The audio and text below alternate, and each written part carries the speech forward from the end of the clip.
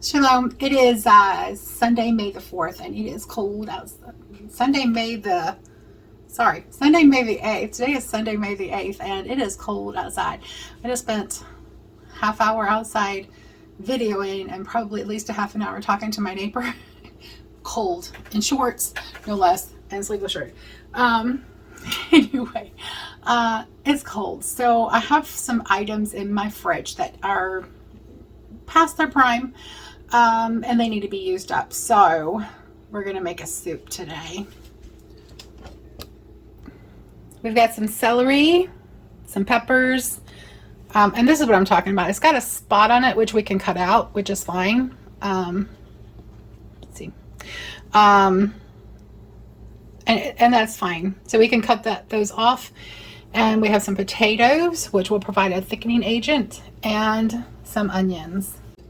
Now, if you've never had potato and onion soup, it is so good, especially when it is cold outside. Like, it's so cold, I actually turned the heat on. I don't know what the temperature is, but it's like in the 50s, I believe. So celery provides a really good flavor enhancer, as do the onions.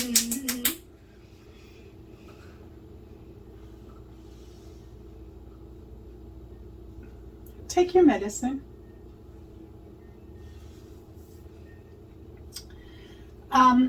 Peppers are gonna add some flavor, but they're also gonna add a pop of color with the green and the orange, and the same with the carrots. They will blend the flavors.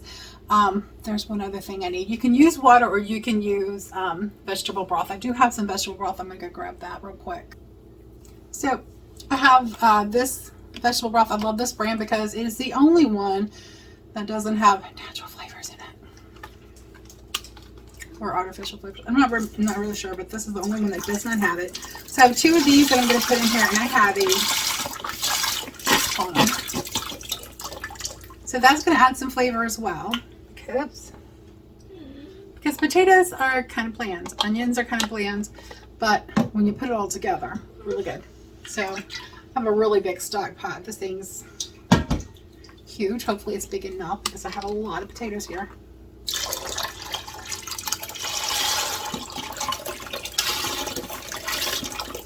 Now, typically I try to eat high raw, but when it's cold, I want something warm. And you can have warm soups that you heat up in like the dehydrator or on the stove, being careful of the temperature, or in the high-speed blender. But I want something hot, like not just warm, hot. Okay, so I'm just going to give these guys a pretty rough chop. And I have a mixture of onions because they actually have different flavors. Very subtle, but true. And I need to chop these up a little small because Kelsey doesn't like to chew. So when you have someone who doesn't like to chew, they need to be kind of small.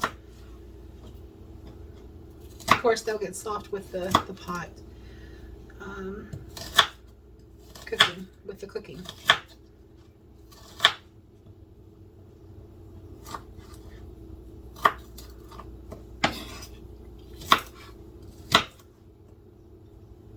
We really do have good neighbors. I mean, they just really are wonderful for the most part. I mean, you always have that troublemaker, you know. And we have a couple rental houses on the street, and rental houses tend to rent to unsavory characters.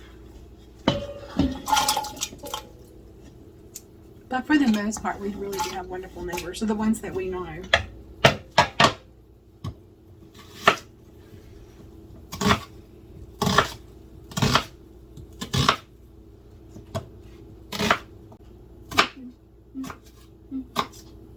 Growing up, we didn't have a lot of money. Actually, we had pretty decent money at the time. I mean, we weren't like rich or anything by any means, but we lived more on the poor side because my mom had issues with money.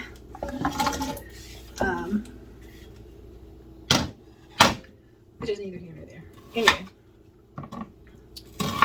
my parents grew up very poor, and my mom was one of 12 children, 2 of whom lived. The 2 of them died shortly after birth. They were twins.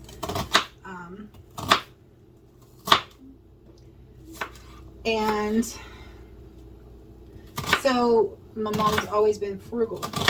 So when we would have vegetables that were starting to go bad, like I know you've seen onions that's like you cut off the bad part, but you can still use the good part.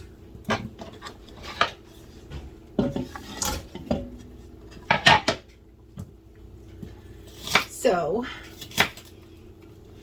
that was something that she learned from her parents and something that she passed on to us. Although I do have one sister who does not like to do leftovers at all. They'll save them, but they won't eat them. Which actually I think is a lot of people do that. They have good intentions, but not the follow through.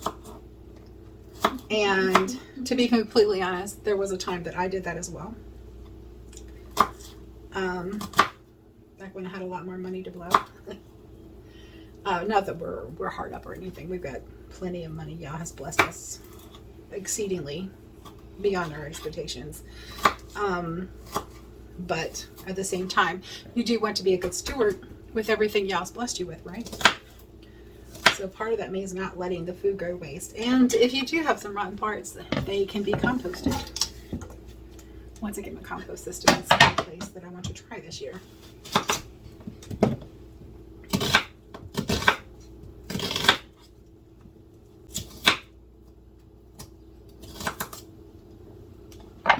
So this is about how the size that I'm chopping them to.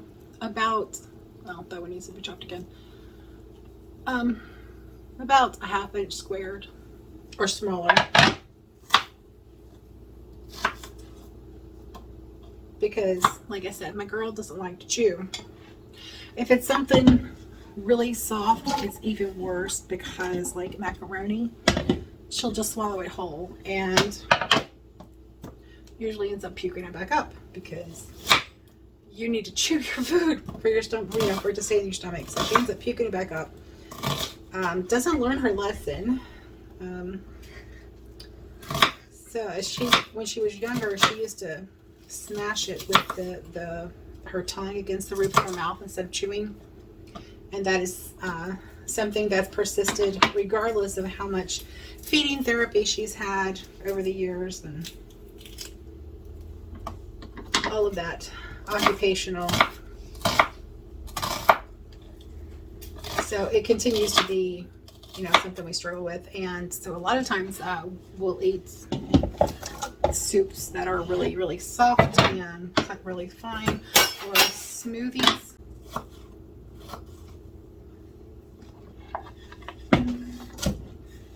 I'm obviously not chopping these things up as fast as it's showing on this video because I'm cutting the extra chopping out when I'm not saying anything. Because you don't want to sit there and watch me not talk.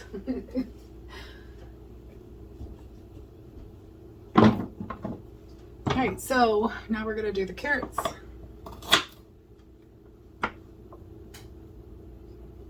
Be careful when you're chopping carrots because get the knife started and then press down to where you get a flat surface, and then you can chop. I'll show that here in just a second.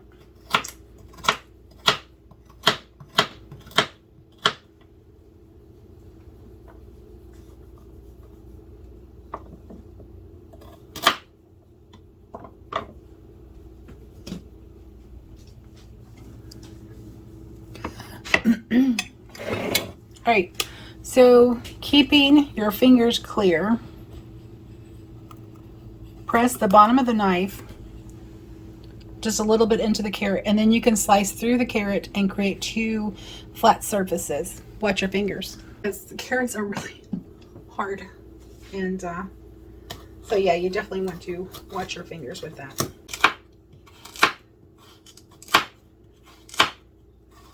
A really cool thing with cutting them in half versus the rounds, they don't roll anywhere. You could also put peas or corn or in this, but I think I'm gonna just keep it at these vegetables. Oops. This carrot right here, it had a bad place at the end. Just cut that out. The rest of the carrot is perfectly fine. I wouldn't do that with meat. If meat's bad, just throw it away. But vegetables you can do that with. Okay, so this pepper actually had a bad spot on it right here. And what you want to do with peppers, because they can have mold growing on the inside, you don't want to eat that. Open it up and make sure there's no mold inside. If there is, toss it. But if there's not, you can use all the good parts of it. Like that, I just cut that little piece off, and the rest of it's perfectly fine. Like it's still crunchy. So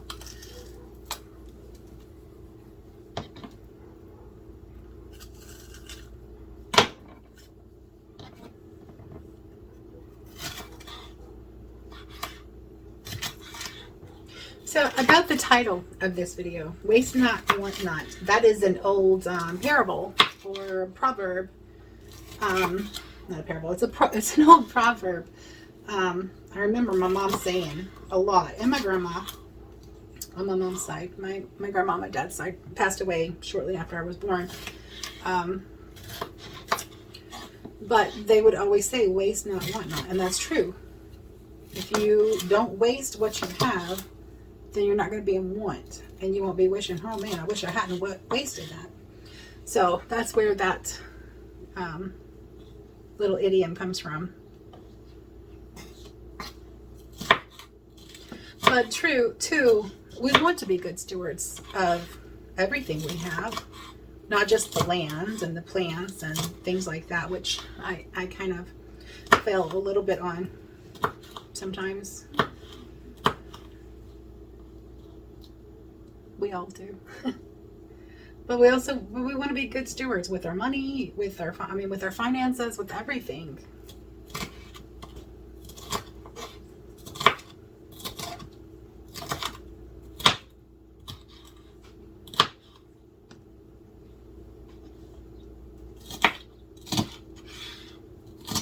And some would argue even with our bodies and our health. Just think, if you waste your health, literally your life, you don't get that time back. If you lose your health, you abuse your body like I have over the years. It takes time and a lot of effort and a lot of heartache to get that, to regain your health. And it takes changing your diet. Sometimes even massively changing your diet. And if you want some really good books to read as far as health-wise, the China Study is a really good one. That was a massive study run by T. Colin Campbell and some other people. And basically it goes over, they showed how some things that you eat can turn on or turn off, if you don't eat them, cancer genes. So that was really fascinating work, and very extensive, very well written book. You could probably find some videos of him talking about it on YouTube. But yeah, very, very much worth reading. And then you also have Dr. Caldwell Esselstyn, who has proven with with the, what is it, the CT scan with the contrasting dye, that heart disease can be reversed even in the worst cases. Fascinating book, highly recommend it. And I don't know if anybody has heart disease or wants to avoid heart disease because it runs in the family and whatnot. Really good book. Another one, if you have diabetes, reversing diabetes, it's really good.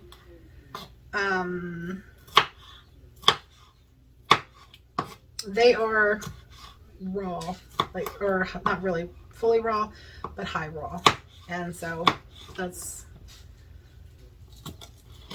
now you can't reverse diabetes in type 1 unless you catch it in the early stages, which, like really early stages, before your pancreas is blown out.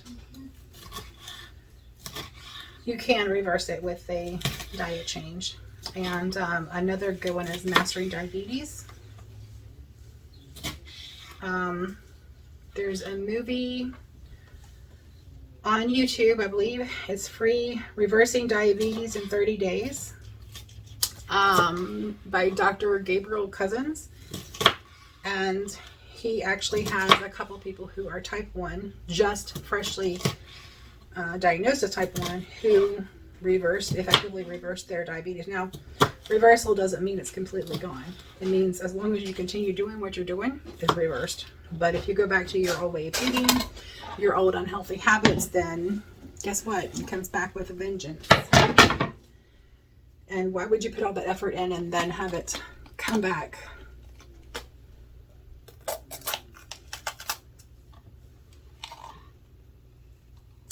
There's also Dr. Alan Goldhamer, who runs the True North Health Center in California, who uses water fasting to reverse diabetes and a lot of diseases and things as well. You can look on their website. They have a lot of information. But fasting, you really have to be careful with. You can do a couple of days on your own. You can actually do more than that, but you run the risk of getting seriously ill with refeeding syndrome if you're not closely monitored by medical. I mean, people usually do that when they're at the most desperate for health reasons.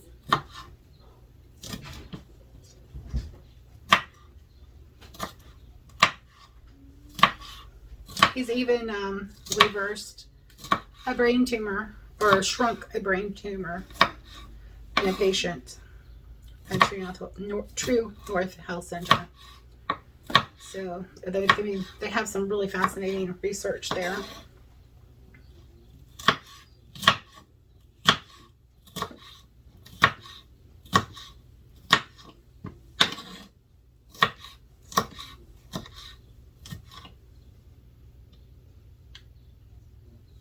Dr. Brook Goldner reversed lupus and continues to reverse lupus, Sjogren's, and other autoimmune disorders. So I don't recommend buying her book, but she does have some videos that are very helpful on YouTube. And I believe she also did a TEDx talk. It's kind of funny how people become attached to their diseases. It becomes part of their identity and who they are. Like, you try to share this information with some people, it's like, no, don't tell me that, because that makes me responsible for the shape that I'm in. I know a couple people like that, and yeah, they don't want to hear that there are diseases, which is just your body in a state of dis-ease. But there are diseases that can be reversed based on your diet. If you think about it, what you eat, this is just information for your cells. And it tells your cells what to do. That's how your cells are rebuilt.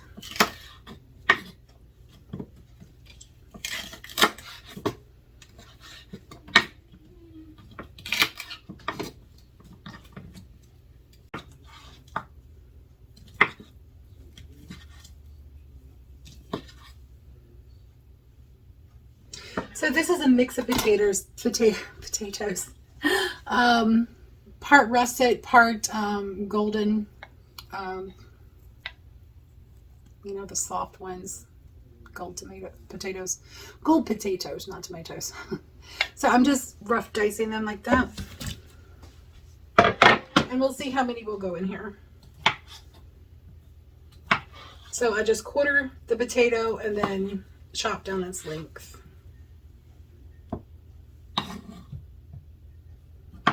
And I'm going to save a couple of these for Miss Kelsey for lunch today.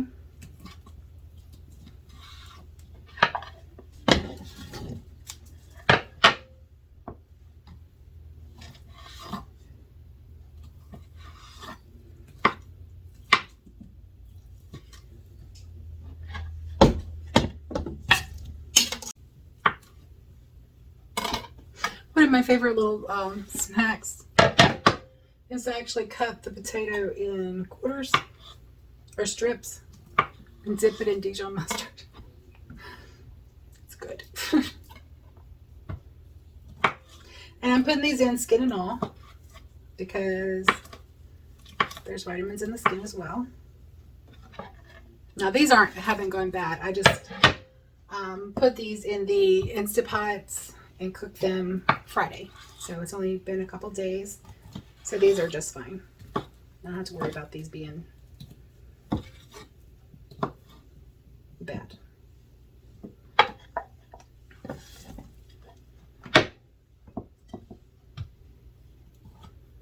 Now I want my potato amount to be equal to the rest of the other vegetables, including the onion, which is going to fill this up pretty good. And I'm probably also going to have to add some more, not probably, I'm going to have to add some more water to go along with the veggie broth. You could just use regular water. Once these are cooked, see, let me go ahead and set a couple potatoes aside. Once these have been cooked, what was I saying? Okay, once this has been cooking for a while and the potatoes have broken down and, you know, made the water starchy and thick and glorious, and the vegetables have incorporated their flavors, I will add some spices, probably some red pepper flakes, garlic powder, onion powder, possibly a little basil, dried basil because our regular basil isn't ready to harvest yet. Onion powder, I said that. Some salt, some fresh ground black pepper, or actually the tricolor pepper, because I really like those. Just the colors, they're lovely.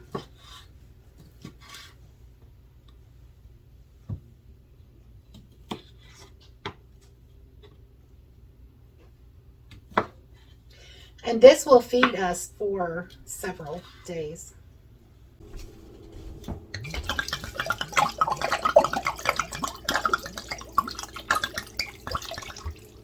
Yep. All right, so now I'm just going to put my lid on and just also turn my pot on. Now, if you have stainless steel and you want to keep it from sticking, you want to keep your temperature like medium temperature. You don't want to go really high. So I'm going to fill these waters up and I'll be back when I am ready to add some spices to this, and it's already cooked down some. So be back in a few. Okay, so now we're going to spice it up. It's been boiling for about an hour.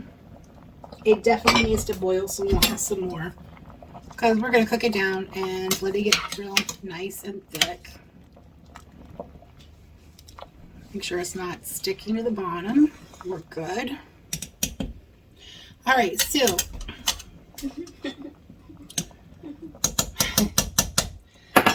spices. Todd ground some peppercorns in the mortar and pestle. I don't know how much that was. Probably about 3 tablespoons, but that's okay. This is a big pot. Which my sweet mama asked me to bring her some tomorrow. And I'm going to put some salt. This is not really salty, so that's why there's so much. I may actually need to add some more. But, you know, spice it to your taste. I'm going to add some garlic powder, about 2 tablespoons.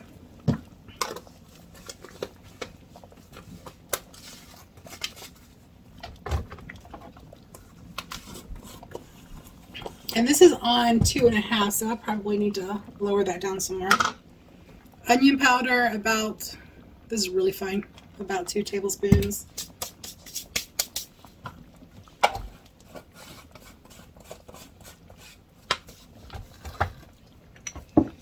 Gonna put a little kelp granule in there because iodine. It won't affect the flavor, but it will give iodine for us. And we're going to find some basil. Hold the phone. All right. This is basil from our garden a couple of years ago. That's about a tablespoon. I need to sift that out and put it in my little jar, but that smells good.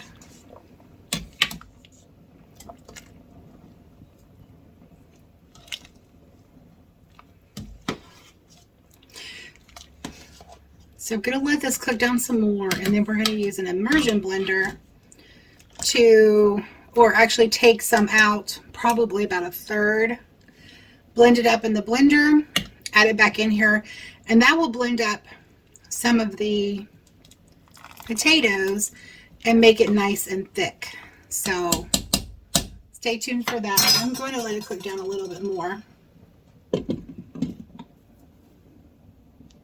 So after this soup has scented the house up really nicely, sorry for the steam.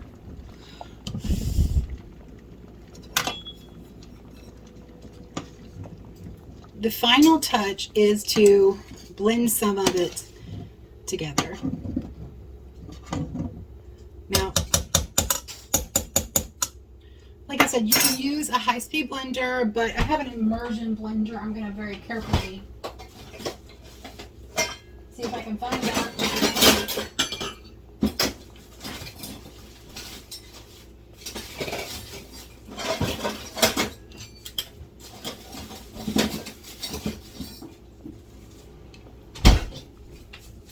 So I'm going to see if I can use my, it's been a while since I've used it. I forgot how to screw it on. See if I can use my immersion blender to blend some of this up and thicken it. It's going to get loud. Always put it in at an angle so that it keeps from popping it.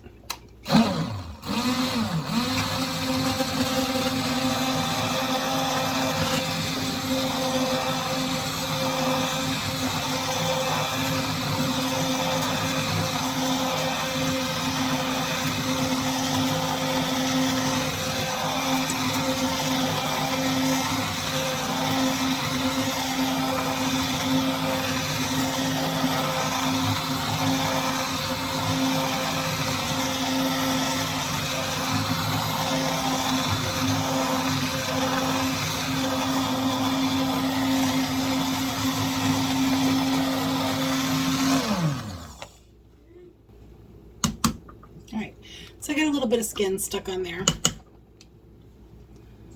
Not a big deal.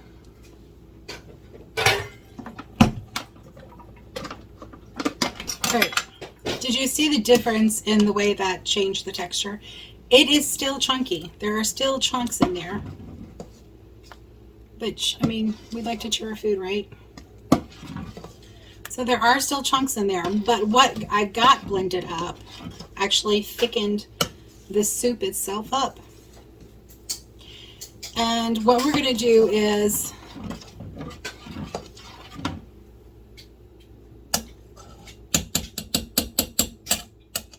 Pause.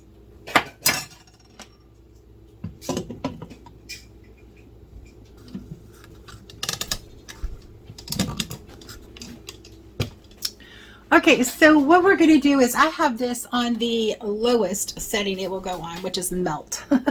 It's below 1. So I have it on the lowest setting it'll go on so it doesn't stick. And I'm just going to let it continue to stay there and stay warm until dinner time. And then I'm taking some to my mom tomorrow because she asked for it. And we'll have the rest in the next couple of days for dinner. So if you give this a try, let me know. I'd love to hear your thoughts on it. Yahweh bless you and keep you and give you shalom. Until next time. God bless.